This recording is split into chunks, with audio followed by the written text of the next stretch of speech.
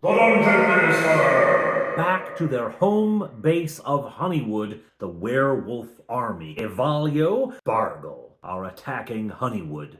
I don't know what they're gonna do. After a hearty breakfast, crew of kobolds roll for initiative. It's a slaughter. His house is on fire. Down at the southwestern corner, chaos. Huge fight happens there. Sir Trevor. This is when Evalio shows up. 2 lightning bolts.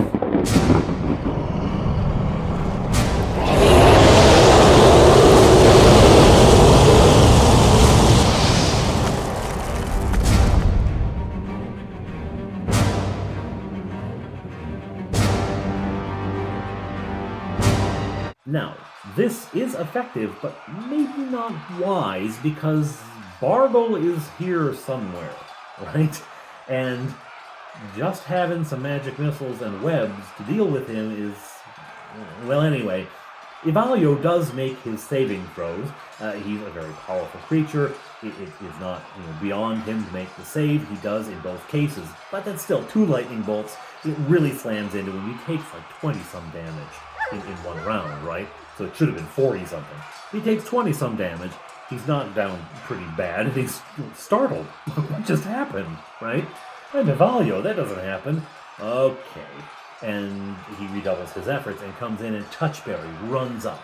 Here he comes, full of fury. All of the wrath that this face indicates comes charging at Evalio, sword swinging. And my middle guy hits a streak of bad luck, the like of which would ruin you in Vegas. Absolutely awful luck. He rolls again and again and again. He doesn't get over 7. I swear to you, I'm sitting right there looking at the dice. There are 4s, there are 5s, there are 3s, there's a 6. There's nothing higher. He's missing. Horribly. It's like Touchberry ran out onto the field of battle and just started going, "Ah!" He can't hit anything. He can't hit the side of a barn. It's wild. I've never seen a run of bad luck on dice like this. I feel bad. My middle guy is getting discouraged. Because here his brothers are, lightning bolt, taking huge chunks of damage off the enemy. And he can't even make a sword stroke, right? Fire is hitting with her bow. Incidentally, Fire had to take arrows from everyone else because she was out. She was out at somewhere in a couple episodes. It was in the fight with the fairy worm, the Pesh Chiag. She shot her last arrow. And it kind of went unnoticed, like no one remarked on it at the time. But as we started this session, my wife says, "Oh, I don't have any arrows. Can I borrow some?" And at this point, all those arrows that Fleetwood cached back there in the Darkwood. Anyway, so she's got the 6 remaining arrows that Touchberry had, and actually she never has a chance to take them from Fleetwood because they get separated in the combat. So that's what she's got. She's got 6 shots, right? But she's hitting, okay? Or Touchberry. Anyhow, Touchberry at least does this much. He draws Evalio's attention. And he stops Evalio's advance because he's standing in front of him. He's got to deal with this halfling one way or the other, so Evalio is swinging at him. Now, fortunately, he only hits a couple times, and he's got a mace, is what the miniature I have as a sword, but we ignore that. Evalio fights with a mace. Evalio fights with a mace. He was a cleric. He still is a cleric, because he's a were-cleric. Anyway, so he gets a pretty hefty bonus. He gets a +3 for his strength and the mace's magic. So he's wailing away, but he's still only doing 7 points, 5 points kind of thing, right? And so Touchberry doesn't bring him down, but he does slow him down or keep him occupied, which is a benefit because the other 2 can then focus on melee, and Fofire can spend her 6 shots and be done, I guess. She does switch to Silver Dagger after that. Sword for kobolds, Silver Dagger for werewolves. The other 2, though, they get wrapped up, and I can't, all of the stages of the battle and each encounter, there's just too many. But more werewolves pour around from the south, werewolves that had actually been at the west gate and had started north, and then heard that that was off, that there wasn't anything happening there, and so have come back around. It starts to look kind of bleak. Actually, Bob Johnny gets down to, I think, 4 hit points. He has 7, and he's hit for 3. And Fleetwood says, "You've got to leave combat. You have to." So Bob Johnny runs over to Ash, who scoops him up and puts him up on her shoulder. Now, this is good for the werewolves and the kobolds. I mean, they can't reach him up there, right? The archers, there are archers, but they're aiming at the ant. They're not concerning themselves with the elf up in the top of it, right? The problem will come if Bargo shows up, because Bargo has some heavy firepower, and he's going to be aiming it at the ends, right? That's the biggest target, the most dangerous thing he can see, so that's probably what he's going to shoot at. So Bob Johnny's taking a risk here. Okay. Anyway, combat continues. Evalio eventually gets bound in a web. All right, we get into the position where there's no combatant really close to him. Touchberry backs off a little bit. Fleetwood fires a web right into Evalio. It's not going to hold him for long. I'm giving him 2 rounds because he's big and strong. He's, almost ogre strength, right? He can tear these things off. So he's doing that. Meanwhile, another band of werewolves that was coming at them, Bob Johnny webbed that one. So they've each expended 1. They have 2 left, right? That is when Bargo shows up. They hear this high-pitched cackle over all of the combat, slicing through like a knife. So, the elves and the halfling and the human woman have returned. Welcome home. And he casts. What does it cast? They don't know at first. Roll a save versus spells. And they roll, and most of them make it. Most of them. Fire fails it. And one of the Ents fails it. Oak fails it. And I also roll for a whole bunch of the other creatures because this is an indiscriminate spell. A lot of them fail the roll. And suddenly, the kobold just stops, looks around, begins wandering around aimlessly. One of the werewolves turns and attacks one of his fellow werewolves, who of course fights back. Fire starts taking her bow and using it as a club and trying to hit people with that. Sometimes the werewolves, occasionally an Ent, right? Bargo has cast confusion upon his enemies and his allies. He doesn't really care. Accompanying Bargo come 4 skeletons. Why 4? Because that's how many miniatures I have. 4 skeletons approach. He also has animate dead, so he has brought skeletons up and probably zombies elsewhere. He's been spending his time on that sort of thing. Now, I have to mention something about Bargo. I chose spells for him, and he has a lot. He's a high-level wizard. He's got a lot of spell slots, right? But he's been involved in this battle. Since sun up, he has been in the battle. The werewolves largely handled the night attack and probably would have been sleeping, most of them, but for this new incursion events. That's why so many more are pouring into the battlefield. They've been resting. But Bargo has been spending his morning in a wizard's duel. This has been an ongoing feature of this siege, and it really is a siege because the people of Honeywood closed the gates and fortified themselves, and it's terribly difficult to take a fortified position. But Bargo's been doing his level best, and he's been having a wizard's duel with Sulix. Now, Sulix is much lower level than Bargo. And so Sulix's entire thing has been fire and run. Fire and run. Magic missiles, fireball, and then run. Okay? And Bargo has been expending a lot of his spell energy defending himself from those attacks and returning fire. Right? So Sulix is hurting because he's been involved in this battle, and other people, of course, know that Bargo is a high-value target, so they've been trying to get him, the other inhabitants of the village. And so Bargo's actually, what I did is I rolled for how long it would take Bargo to get to this battle. What time of day do they show up? right? How long, so that means how long has he been fighting? So because they came from the north, they didn't come right out of the woods, a little closer down to the south. They come from the north and come around, saying it's been this long. And during that, he would have been casting spells and attacking and defending. So, okay, those are gone, and I'm picking what he would have fought with, logically for the situation. Lots of fireballs, right? He doesn't have his full complement left. He doesn't have everything left, right? But the players don't necessarily know that, right? It's like playing poker. You don't know what the opponent has in his hand, and they have no idea what spells he has used. So, his opening gambit is confusion. Put them all on their back heel and see if he can have a moment to assess the situation, pick out his target. I mean, obviously the Ents, but who else here is dangerous to him, right? So he casts confusion. Now, the Ents have crazy good saving throws because they're powerful, and the players are getting up there. They're getting some pretty good saving throws, as we've seen, not so much with foe fire. But the werewolves and the kobolds have pretty difficult saves here, right? So most of the creatures affected by this are not his opponents. He affects his own troops. But he doesn't care. He doesn't care if they get killed by the Ents. He doesn't care about anybody other than himself, right? So he's done that, and now he's assessing who is my real opponent here.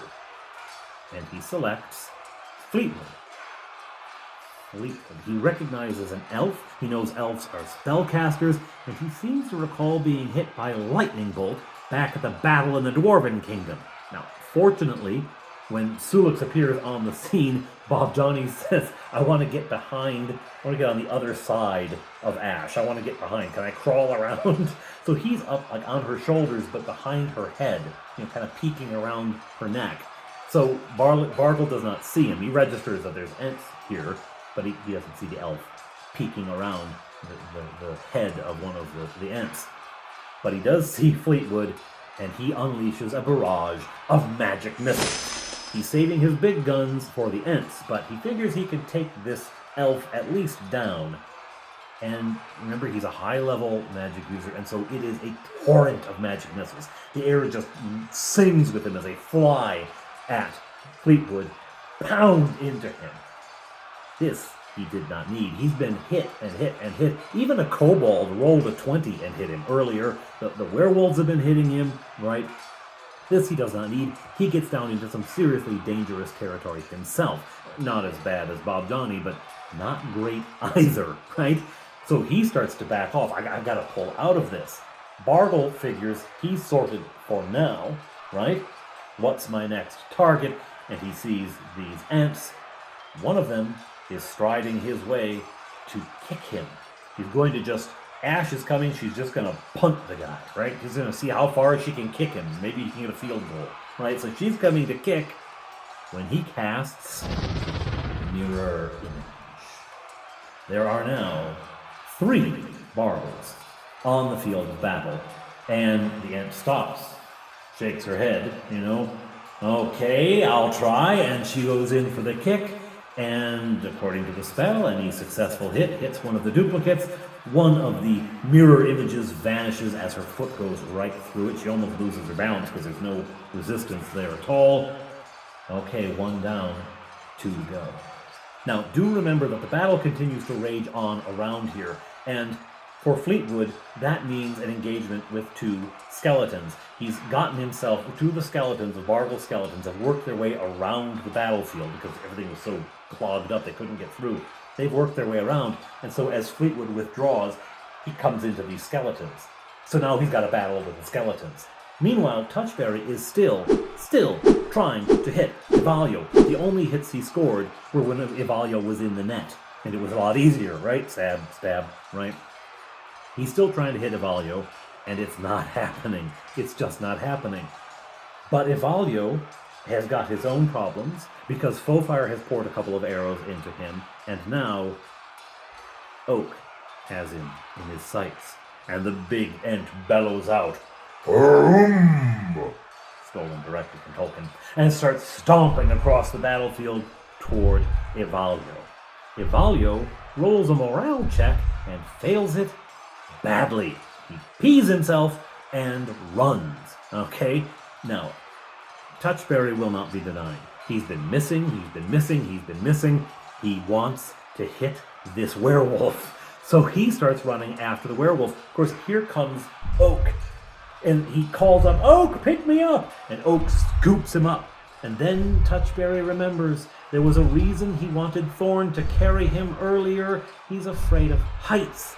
And so Oak scoops him up and puts him on his shoulder, and Touchberry spends the entire chase screaming directly in Oak's ear. Ah! He's just afraid he's going to fall, right? Anyway, a bit of levity in the battlefield to relieve the fact that he hadn't hit anything since we engaged with the werewolves down here. Anyway, they go charging off to the south, right? The chase is on. The wolf is very fast, and Evalio transforms all the way into a wolf. He's very fast, but Oak has got these huge strides. He's going to gain on him. Meanwhile, Bargo again casts a spell, and from the fires that are burning on the wall, out pours a tongue of fire and shapes itself into a column of fire which grows arms, hands, and wicked, coal-bright eyes.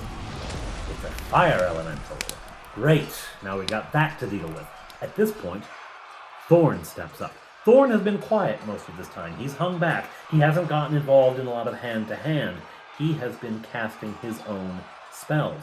What has he been casting? Well, the players don't see anything happen. I decide that the Entish magic is not going to be like, zap kind of spells. It's far more soft magic. He has been subtly playing with the winds and the sun and insects and little things like that on the battlefield, and has effectively befuddled Bargo a little bit. Part of Bargo's decisions is now based on these environmental factors that Thorn is very subtly throwing at him. It's nothing that's going to win or lose the battle, but it may tilt it just a little bit and give them the option. At this point, it emerges that Thorn can do more than just this. He casts his own spell of Conjure Elemental. I figured this fit with the nature sort of magic. I figured that would be something that Thorn would be able to do. I gave him a little list of spells, and it was things like control weather and speak with animals and speak with plants. Find plant, an important spell. Those kinds of things. But I figured conjuring an elemental would be something he could do, and so from behind Bargle and behind the fire elemental, there burbles up from the river a form which grows into the shape of a humanoid and comes sloshing its way on the banks, and kobolds are scattering before it. The lucky ones. The unlucky ones are being swamped in the water as this thing, the water elemental, comes forward to do battle with his arch enemy, the fire elemental. Alright, so there's this battle there. Now, Thorn has always been back. He hasn't been up in the main conflict. But now, Bargle, knowing that concentration is key to this spell, is bellowing to his troops. He's bellowing to the werewolves, get the little ant, get the little tree, right? So they're going to try to make their way to Thorn. But here are the Heroes of Honeywood around. There's Fofire and Fleetwood standing in the way, and they decide they're going to be shield wall for Thorn so that his elemental can continue to fight the fire elemental so the fire elemental doesn't come and fight them. It all made sense at the time. The combat to defend Thorn from these werewolves gets pretty hairy. Anytime that the thief is your tank, you know you're in trouble, okay? But there they fight, and they hold out valiantly. It is very good that Fleetwood has such insanely good armor class. He's at a 0 for armor, no, a 1. He's at a 1 for armor class. So it's good that he's there, because boy does he need it, right? Meanwhile, Ash has a kick at Bargle again and actually misses, and Bargle's concentrating on his fire elemental. She tries again, and this time hits. He hits the mirror image, and another mirror image vanishes, and now it's just the real Bargle left on the field of combat. Then, at that moment, Sulix arrives. Now, again, like with Bargle, I had determined there was going to be a certain number of rounds based on a die roll between when events happen and when the response comes. So between when the heroes show up and when Bargle comes, there was a dice roll to determine how many rounds it would be before he showed, and once Bargo left the Wizard's duel, there would be a certain number of rounds before Sulix showed up, chasing the opponent, knowing that wherever he was going, it was not good news, right? And so here is Sulix. Sulix, the grouchy, grumpy, misanthropic wizard who doesn't really like the people of Honeywood at all. He's annoyed generally by their presence. He helps out grudgingly. Here he is on the wall. And he casts Magic Missile. Now, the boys at this point say, oh, Sulix casts something more powerful than Magic Missile.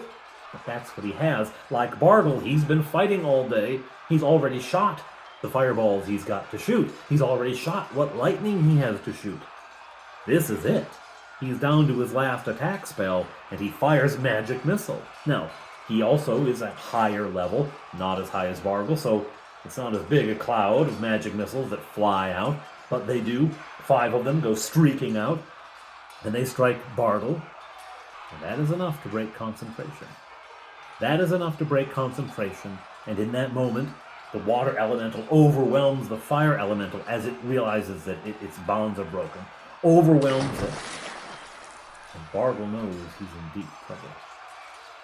But before he goes, before he flees, before he slips away yet again, he takes a parting shot back to Sulix. Lightning Bolt! He had been saving that for the trees. He'd been saving that for the ants. But he fires it at Sulix. And Sulix falls off the wall. The players all know what's happened. They hope maybe he's just injured. But they know. Okay.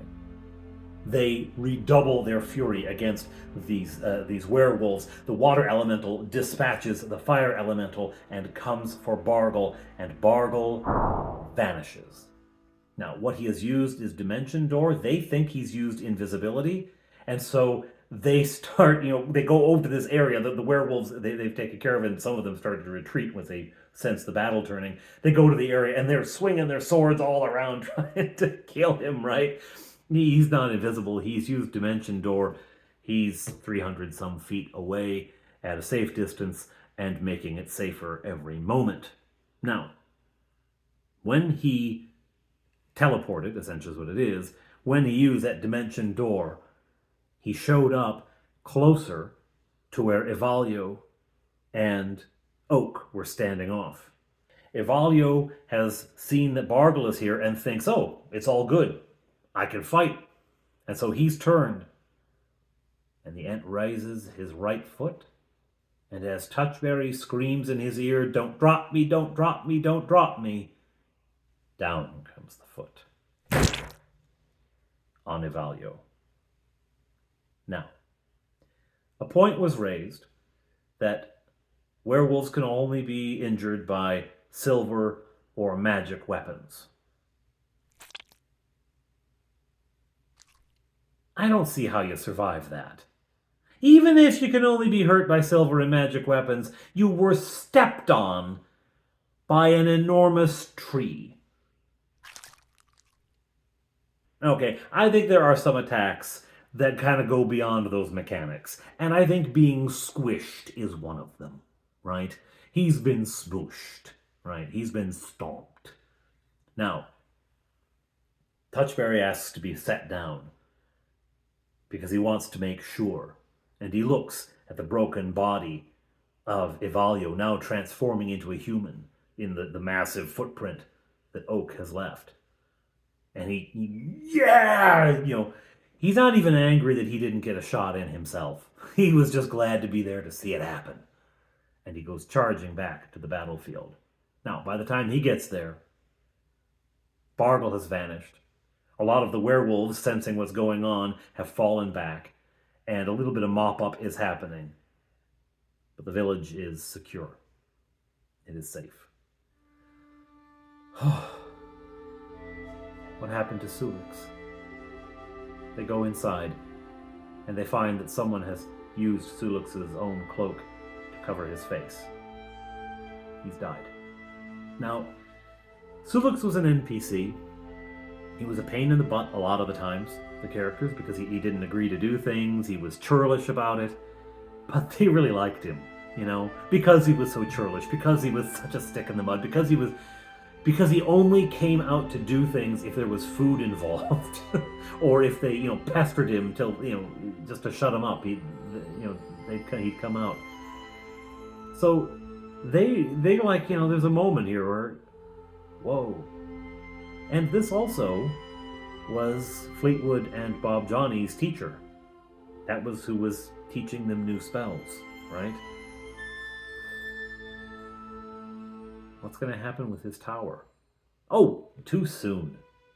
Too soon, Touchberry. Anyway, they assess the damage, and the mayor comes down, and they get a brief on what has happened. That the village was attacked, that the villagers, you know, as quickly as possible put up all defenses and gathered all the town guard together and put up as strong a defense as they could. The werewolves did break in at one point, and Sulix and Parson Supple and Sir Trevor and a whole bunch of the villagers and town guards, they all drove them back out, and they rebarred the gates. And there are places where the wall has been patched, you know, badly patched, but patched up. And Sister Abigail was part of the fight, and she, you know, led the defense of this section or that gate, and they all had stories to tell. And in the middle of it, the mayor says, and on top of it, I don't know what's happened to my daughter. She went missing. She was out before the battle began, before we were attacked. She was out. I only hope that she's taken refuge with some villagers or some farmers somewhere. Well, yeah, about that.